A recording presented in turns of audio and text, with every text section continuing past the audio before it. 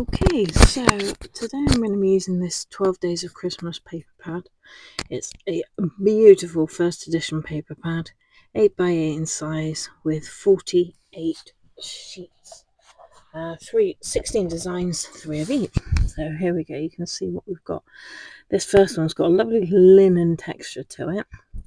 And then the next one with the drums, I'm trying to help you see. You can hopefully be able to see that it's glittered. So all those stars on there are actually glittered. Not doing a very good job, but anyway, you get the idea. Okay, then the next one is Christmas trees, and this one is foiled, and you can easily see where that's reflecting off. Then the next one is the 5 gold rings, and again you can see the foiled circles. You've then got your 12 Days of Christmas little cubes. You can cut out, they're all foiled. We've got the 2 turtle doves. And then one bit that I think is really good to have in here is your 3 sheets of toppers that you can cut out. Then we've got our partridge. No, 2 turtle. No, that is the partridge in a pear tree. And then we get onto your double-sided papers now. So you can see here what we've got on each side. So this one's poinsettias with green foliage on the back. We've got some yellow lettering with music on the back. We've got some little lovely wreaths with some stars, and you can see that both front and back coordinate beautifully. So no matter which colours you pick in here, they're going to work together. You've got your toy soldiers and your stripes. We've then got some candy canes, some little spots, and then some bells with red, which has got the music flowing through it gently. So it's a beautiful paper pad, highest quality, smells lovely too, and yeah. Okay, so for this project I think we're going to use one of the double-sideds, so I think we'll go with the poinsettia one, and then it's 8x8, so it makes our life much easier, and we're going to cut this down in half into 2 8x4 pieces. Now if you've got pattern on it, you just need to watch this, and you need to make sure that your long side remains like the top of the design, if you like. Okay, so there we go, cut into 2 4-inch pieces, and then the next one is we've got to measure these off.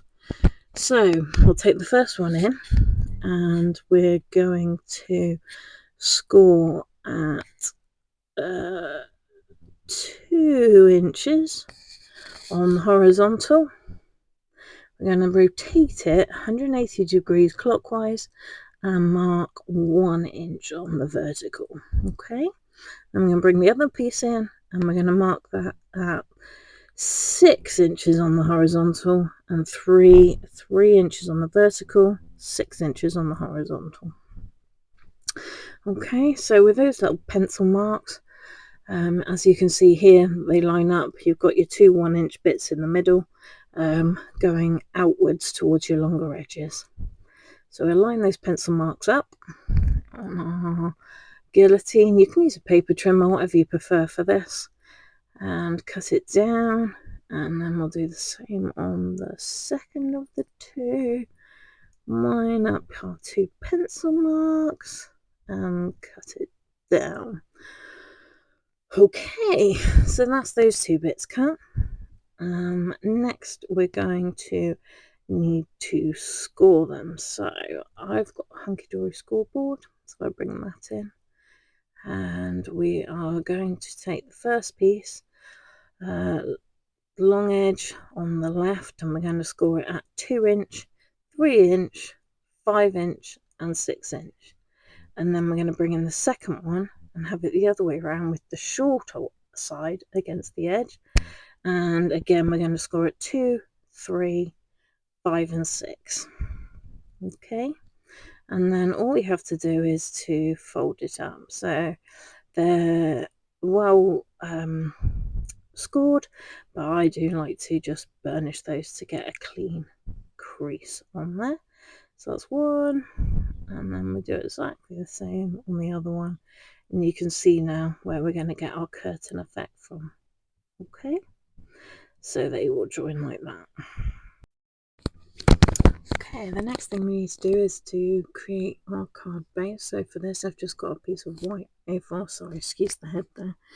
And we're going to want it so there's a very slight border around it, as I can show you there. So we'll take our piece of card and we're going to score this at 4 1/16, so just the one notch over the 4 inches. That should give us a half and have a nice card blank. I've used 250 GSM card here. I would say that's your minimum. Anything up from that will be wonderful. So that you can see how it's going to look with the one, and then bringing in the second one. Excuse my head again. I shouldn't keep putting my head right over the top. You can see what I'm going to do. Okay, so let's glue these two down. I'm using a tape pen. You can use wet glue. You can use tape, double-sided tape. You can use whatever you like, really, for gluing this down. It's not that heavy, so it should hold. I'm just using this one from a more instant grab. There's my head again. Apologies. I need to learn to keep my head back, but I was just trying to get it lined up. That's one of them down, and then we're going to do the same on the other. You can see I'm only putting glue on the outside one, the large one, and then on the edge of the middle bit. I'm not putting any glue in between. That's just to keep the depth. There's the head again, and the dimension in your actual card. Which if you glue, you can glue the whole thing down, but then as you can see here, you wouldn't get that effect. Now I like to glue it down before I trim it off, rather than giving you an exact measurement. I find that way you're always going to get your right border all the way around.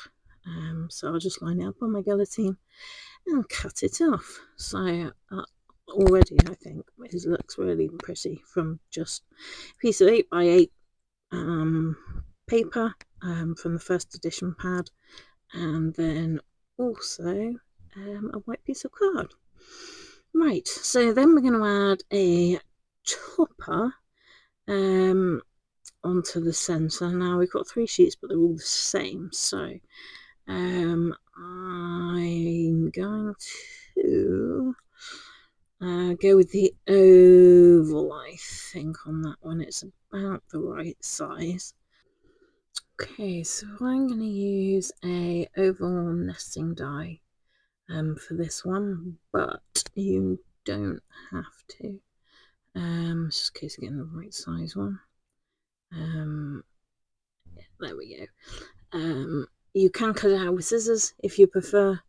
I just think that you do get a more precise finish with the die, and I'm not very good at cutting an oval that remains exactly an oval. So I'm just going to roughly cut it out with a pair of scissors so that I can die cut it. And then there's my head again. I'm just going to secure down the oval die around the edge.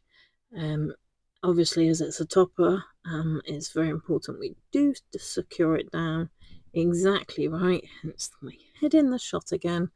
I will learn, I promise. Then that way it is going to cut in the right place. You don't want it to be moving around. So I'm using a Gemini Mini because it will just fit through an easy one, and I tend to have this one just to the sides of me.